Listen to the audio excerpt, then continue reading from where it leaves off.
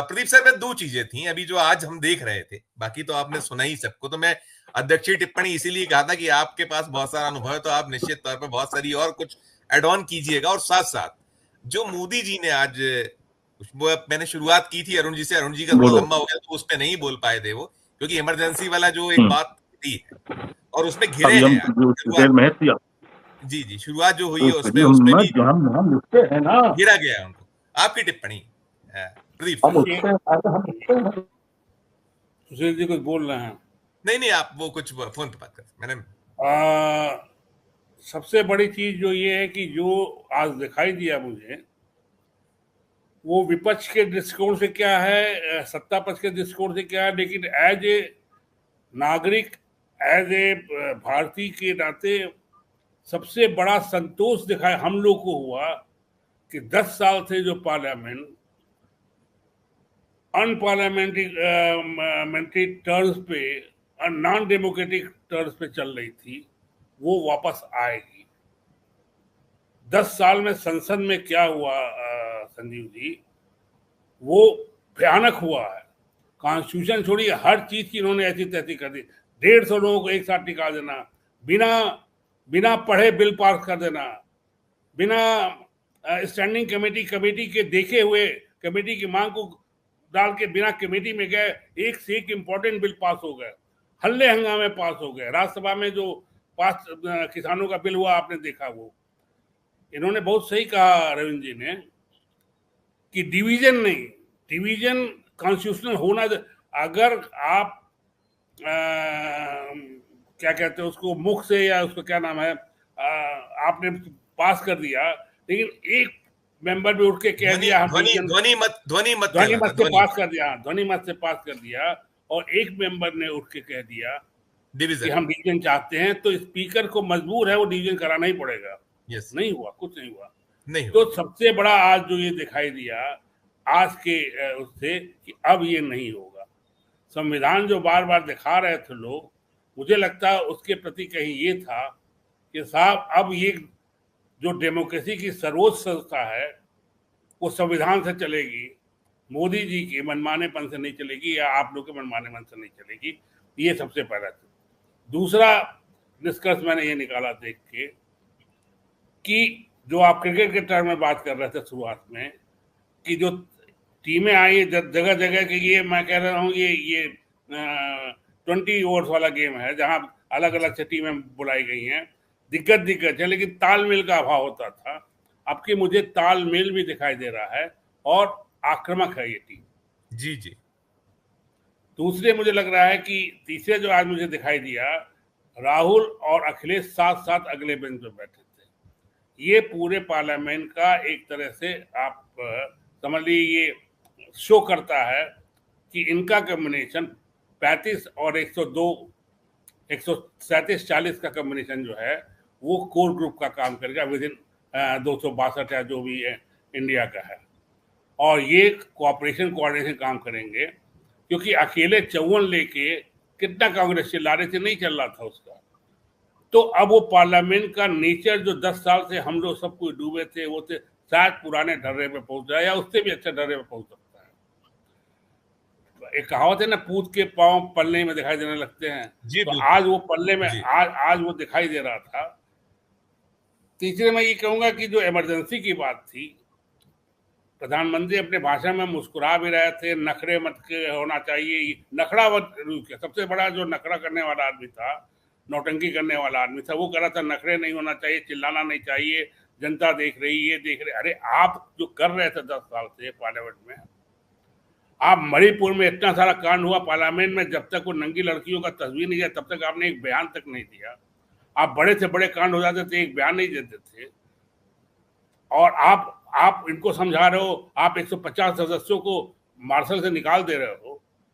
और इमरजेंसी जो है ये मोदी जी जो भी बीजेपी का है, या आप सब जानते हैं कि इमरजेंसी कॉन्स्टिट्यूशनल प्रोविजन के अंडर में था। इमरजेंसी जो लगाई थी वो कॉन्स्टिट्यूशन के प्रोविजन के मुताबिक लगाई थी। उसमें अत्याचार हुआ, आपातकाल जो भी हुआ अलग चीज, लेकिन आपातकाल संविधान के प्रावधान के तहत लगा था। ये तो आज कहा ना, उन्होंने कहा ना मल्लिकार्जुन खड़गे ने कि अघोषित आपातकाल जो झेल रहा है देश, वही वही वही उन्होंने मैं कहा। कह रहा हूँ जी कि जी आपने जो 10 साल लगाया, जिसमें जुडिशरी से लेके आपने संविधान के हर संस्था को खत्म कर दिया, वो अघोषित, वो कहीं खतरनाक था, जिसमें आपने अडानी के खिलाफ बयान देने पे 2 सांसदों को, वो भी राहुल गांधी जो एक सबसे बड़ी पार्टी, विपक्षी पार्टी का अध्यक्ष रह चुका है, उसको आपने 15 दिन के अंदर निकाल दिया, मैत्री को आपने निकाल दिया। ये मामूली चीजें थी। तो आज जो दिखाई दिया उससे ये संतोष हुआ संजीव जी नट कि हम लोग अब शायद फिर पार्लियामेंट्री डेमोक्रेसी में 10 साल बाद फिर से जा रहे हैं। तीसरी चीज, उनका भाव कातर, और ये जो अभी विदेश नहीं गए, जी ये आप समझ लीजिए तो होना ही है, अभी और होगा, क्योंकि जो उधर की टीम है उसमें तालमेल मुझे नहीं दिखाई दे रहा है। और मुसीबत में जब आप कमजोर होते हैं तो मुसीबत में टूटते हैं, क्रैक करते हैं।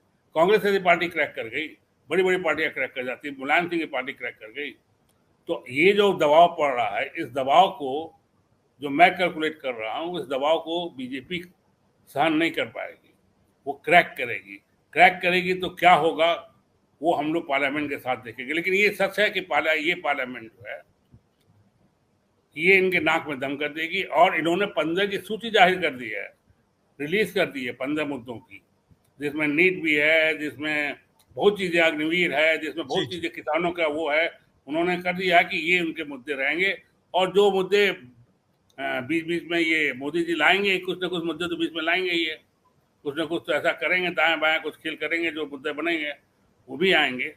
और ये बहुत बड़ी बात है जो अभी इन्होंने रविंद्र जी ने कही, हमको नहीं पता था ये बात, कि 3 मिनट पहले स्टार्ट कर दिया गया लोकसभा टीवी या टेलीकास्ट स्टार्ट कर दिया गया। जनरली ये होता था कि एक 10 सेकंड पहले जो है स्टार्ट होता था और अनाउंस होता था, महासदस्यों या जो भी सब खड़े होते थे, ये यहाँ से घंटी बजने के बाद जब पूरा संवेद हो जाया करता है, उसके बाद ही प्रक्रिया का और बिल्कुल पिन पॉइंट पहुंचता है 11 o'clock, तब वो उसकी शुरुआत होती है, तब टेलीकास्ट करते हैं। ये तो लोकसभा का इस्तेमाल अभी भी पीएम और सरकार कर रही है अपने हित के लिए, ये गंभीर बात है। मैं कह रहा हूँ सुशील जी भी मोदी ही की तरह होना चाहते हैं। मतलब अवधेश प्रताप जी को स्पीकर बना दीजिए। अवधेश जी का कितना लोकसभा का अनुभव है, कितना नहीं है, चला सकते हैं नहीं चला सकते हैं, लेकिन साहब जनता की मांग है, उनको बना दीजिए। कुछ नहीं तो मैसेज तो अच्छा जाएगा, तो तो मैसेज अच्छा जाने के लिए लोकतंत्र भाड़ में जाए, वही मोदी जी भी कर रहे थे। नहीं, अवधेश प्रसाद जी कई चीजें हैं। देखिए लालू जी हमारे बहुत अच्छे दोस्त हैं, बहुत अच्छे दोस्त हैं, इसलिए हमको अवधेश प्रसाद जी की जीतने की उतनी खुशी नहीं। ये जरूर है कि राम का नाम जो लोग बदनाम कर रहे थे, जनता ने बढ़िया से ठोक दिया कि राम से जरिए नहीं मिलेगा। हालांकि उसमें ये मारे गए, लल्लू सिंह मारे गए प्रधानमंत्री जी की वजह से। वो जाके वहाँ नाटक नौटंकी नहीं करते, ध्यान नहीं लगाते, वो नहीं लगाते तो जीत जाते। उनको मुसलमान भी वहाँ के वोट देते। आप तो यूपी के, आप जानते होंगे, कुछ मुसलमान भी उनको वोट देते हैं लल्लू सिंह को। खैर, मेरा मानना है कि ये कोई विपक्ष को गले नहीं लगाएंगे और न लगाना चाहिए। राजनीति होती है। अगर विपक्ष और सत्ता एक दूसरे को गले लगाने लगे तो फिर राजनीति हो चुकी है। न विपक्ष को इनके गोद में जाके बैठना चाहिए, मुद्दे उठाना चाहिए। सबसे बड़ी चीज है कि पार्लियामेंट में अगर विपक्ष नहीं लड़ेगी, जो बार बार ये मैं संजीव जी बताऊं, ये वीम फैला जा रहा है। वो लड़की ने भी, जो बहुत सीनियर है रिपोर्टर, बिलाल साहब भी जानते हैं, हम लोग सब जानते हैं, बहुत सीनियर है, उसने जो पूछा पार्लियामेंट का खर्चा होगा, ये होगा वो होगा, जो राहुल गांधी से पूछा था, ये कंसेप्ट पैदा हो गया है और कई लोग जाने फैल रहा। अरे भाई, पार्लियामेंट में मुद्दे विपक्ष नहीं उठाएगा तो कौन उठाएगा? और पार्लियामेंट चलाने की जिम्मेदारी सरकार की होती है। आप मान जाइए, शॉर्ट ड्यूरेशन नोटिस क्यों नहीं एक्सेप्ट करते हैं? आप क्यों मना करते हैं? आप काम रोको प्रस्ताव क्यों मना करते हैं? आप उस पर बहस क्यों नहीं चलवाते हैं? आप नियम का 84, 73 में होगा, ये सब क्यों करते हैं? क्योंकि आप जानते हैं वोटिंग होगी, आप हारेंगे तो उसमें भी बदनामी होगी। हारेंगे नहीं, फिर भी जवाब देना पड़ेगा, रिप्लाई देना पड़ेगा। तो आप अपने बचने के लिए वो बहस नहीं कराना चाहते हैं, और तो विपक्ष उसको लेके हल्ला मचाएगी।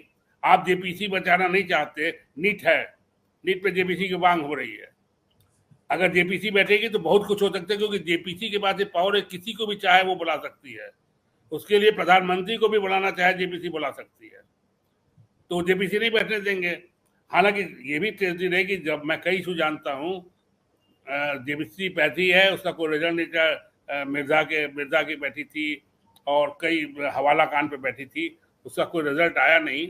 लेकिन जेपीसी के जरिए जो है चीजें साफ हो जाती है। तो इसलिए विपक्ष सड़क पे और संसद दोनों पे लड़ाई लड़ता है, और अखबार का काम है वो सड़क पे लड़ाई हो चाहे संसद में लड़ाई हो विपक्ष की, उसका साथ देना।